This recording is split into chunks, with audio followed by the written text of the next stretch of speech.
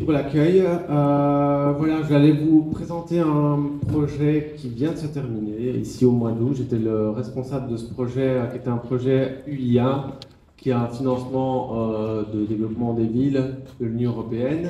Et on était un consortium d'acteurs locaux et internationaux. Aura été l'acteur international sur le projet.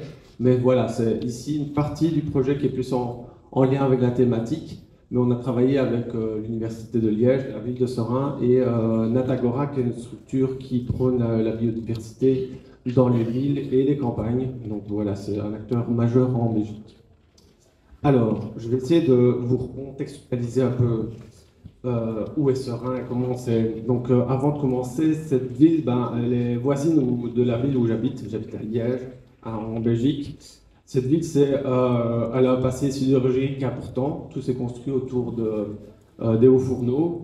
Quand j'étais petit, il faisait gris ou rouge, mais c'était vraiment une ville de sidérurgie. Et puis, petit à petit, les hauts fourneaux ont commencé à s'arrêter, et comme c'est le cas dans la plupart des bassins sidérurgiques du nord de l'Europe, et ça a laissé des trous béants dans la ville, dans le paysage urbain, et les personnes n'ont pas quitté la ville. Les travailleurs, en tout cas la plupart des bas salaires, sont restés dans la ville, mais ont perdu petit à petit leurs moyens de subsistance. Alors, on a vu venir les choses, et au fur et à mesure, les décideurs de l'époque, ils ont vu la ville se vider de l'industrie et ont décidé de planifier la reconversion de cette cité du fer. Donc l'énergie a été mise dans la requalification des friches et en développant notamment un plan urbanistique ambitieux.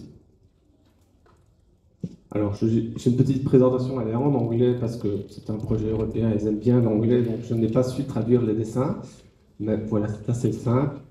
Donc à l'époque, au début du projet, en 2019, on a deux constats.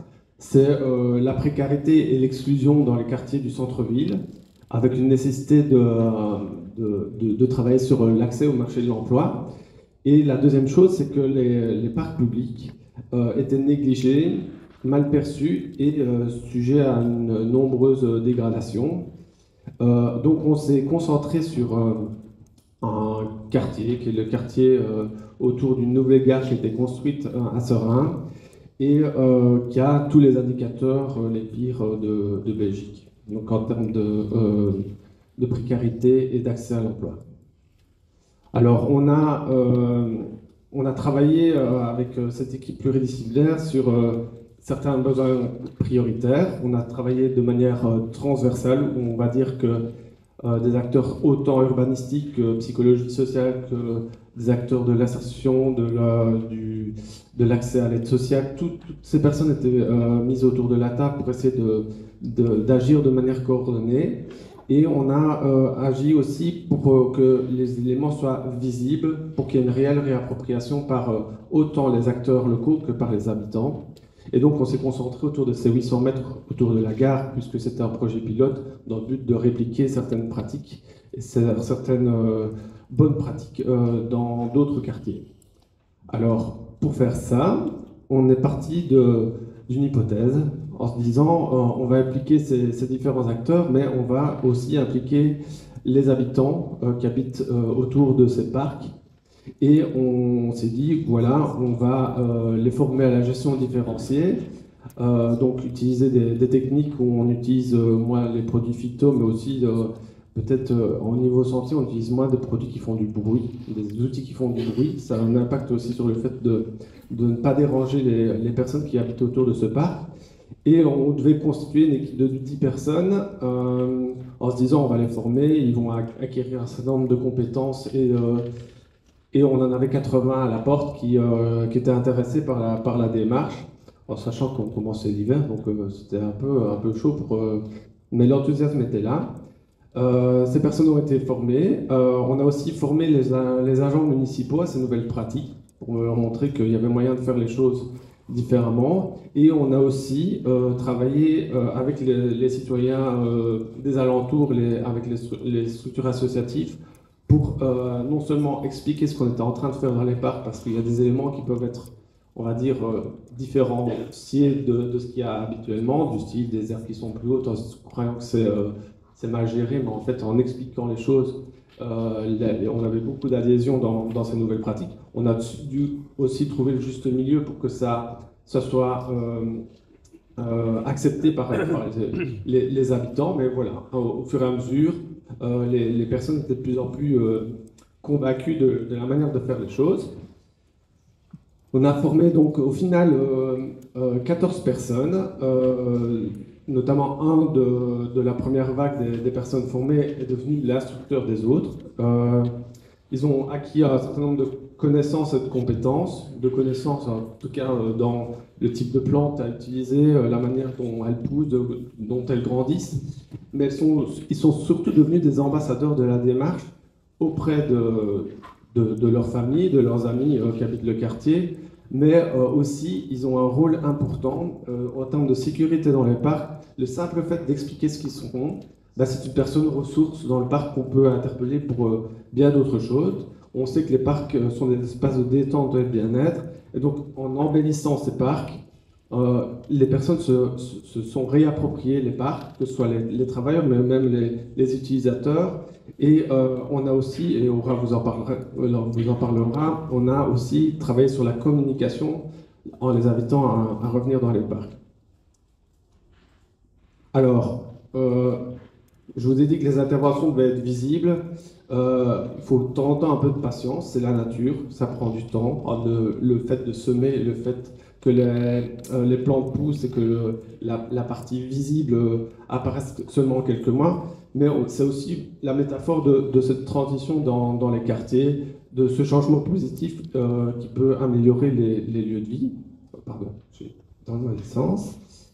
Et enfin, je voulais aussi parler du fait qu'on a travaillé sur une période c'était 3 ans et ça s'est passé à 4 ans, mais on a essayé de travailler sur cet entretien de la biodiversité dans les espaces verts de la ville, en préservant les espèces indigènes, par exemple, en travaillant en transmettant les connaissances et les compétences à tous les acteurs qui interviennent dans ce parc.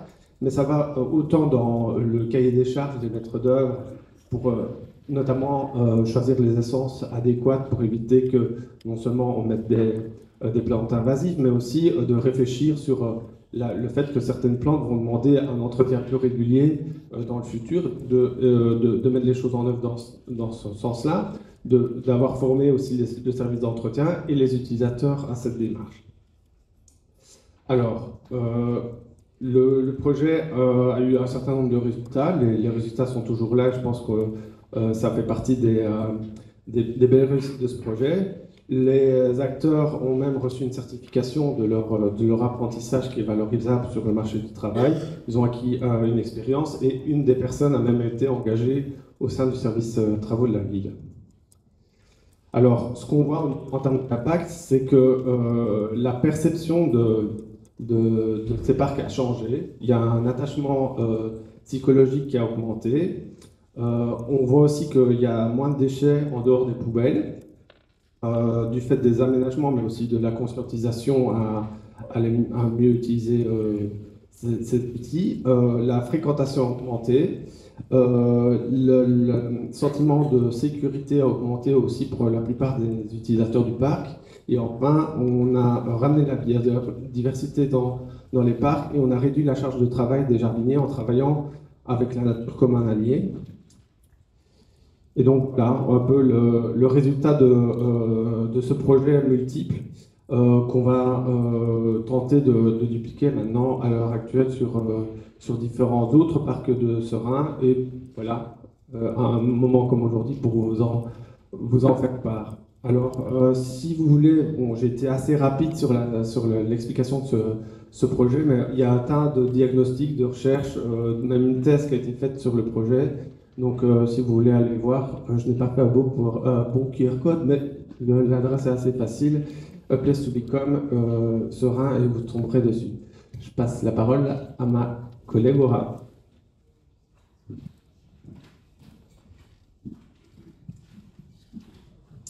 Bon, bonjour à tous. Donc, ma place dans le cadre de ce projet-là, c'était à la fois d'évaluer cette dimension sensible, la représentation et la perception au départ, et leur évolution dans le temps, mais aussi d'accompagner les différentes équipes dans l'approche de participation citoyenne et qu'est-ce que ça a impliqué en fait tout au long du projet. Et à partir en fait de ces deux démarches, il y a aussi un regard en urbanisme favorable à la santé qu'on a porté, notamment en se disant dans quelle mesure cette démarche améliore la santé des habitants. Et si vous vous souvenez des premières images, on peut se poser déjà la question, c'est un peu aussi les hypothèses de départ du projet, en se disant il y a des espaces verts. On sait déjà dans la littérature que la présence et l'accès aux espaces verts, elle est aussi déterminante de la qualité de la restauration psychologique des personnes, mais avec une nuance qui est que notamment dans les quartiers qui sont plus vulnérables, ces espaces verts n'accomplissent pas cette fonction-là. C'est-à-dire que c'est même au contraire, ce sont des lieux où on peut se sentir en insécurité, ce sont des lieux où on peut se sentir vulnérable. Il y a souvent du trafic de drogue. Ce sont pas des espaces qui accomplissent cette fonction pleinement. Donc, avec l'ensemble de ces actions-là, et en se disant dans quelle mesure à la fois l'insertion sociale, à la fois la présence de la biodiversité dans le long terme et la fréquentation de la population envers ces lieux-là peut changer. Donc, en regardant l'ensemble des déterminants de santé, ce qui est assez intéressant, c'est qu'on peut voir dans les différentes échelles à quels déterminants on vient jouer, on vient impacter. Donc, dans un premier temps, il y a, je vais commencer un peu par là, sur la dimension des compétences relationnelles et personnelles. Donc, à la fois avec la question des compétences des personnes qui habitent là et qui connaissent mieux à la fois le parc, comment l'entretenir, parce qu'il y a eu à la fois donc, de l'entraînement pour les personnes en insertion sociale, mais aussi une acculturation pour les habitants. Donc il y avait des ateliers citoyens sur la biodiversité avec plein de petits aménagements. Il y a eu 10 points exemplaires qui ont été faits dans toute la ville, qui permettaient de voir, par exemple, comment amener plus de vie, par exemple, plus d'oiseaux, ou leur créer des lieux de vie, et ainsi de suite.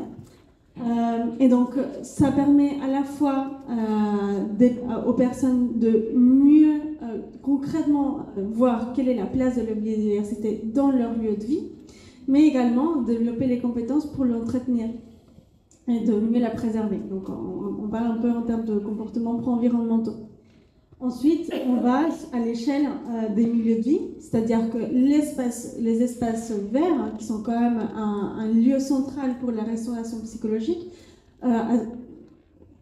sont devenus des espaces qui n'ont pas été seulement restaurés physiquement, mais qui maintenant procurent cette restauration psychologique qui, elle, est déterminante, surtout dans des quartiers vulnérables, de pouvoir avoir des espaces où on se retrouve avec d'autres personnes, un sentiment de sécurité qui est lui-même aussi très très important sur la perception et aussi comment on va se projeter dans l'usage des espaces. C'est-à-dire, ça me donne envie d'aller ou pas.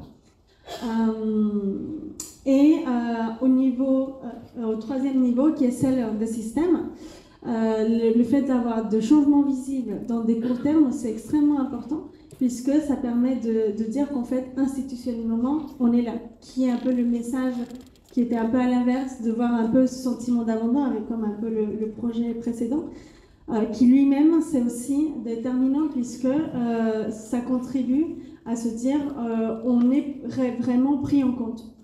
Donc ça renoue la confiance dans les institutions, ça permet l'autonomisation et l'insertion sociale d'une façon pérenne, puisqu'il y a déjà un emploi qui est engagé derrière. et des formes aussi différentes de penser la participation citoyenne, en se disant que les habitants ne sont pas là seulement pour donner leur avis, mais développer des compétences, apprendre et s'approprier vraiment de leur lieu de vie, qui est extrêmement important si on imagine la participation citoyenne beaucoup plus loin. Et finalement, en termes de l'échelle du système, se dire que finalement, on recrée dans tout un contexte de ville sidérurgique des écosystèmes naturels. Donc là, on est quelque part on renverse la tendance. Et on se dit qu'on passe d'abord par les espaces verts et les espaces publics pour recréer des écosystèmes et petit à petit ramener la vie dans un lieu qui finalement a été très très artificialisé. Donc voilà. J'ai fait aussi très vite. Voilà. Merci beaucoup.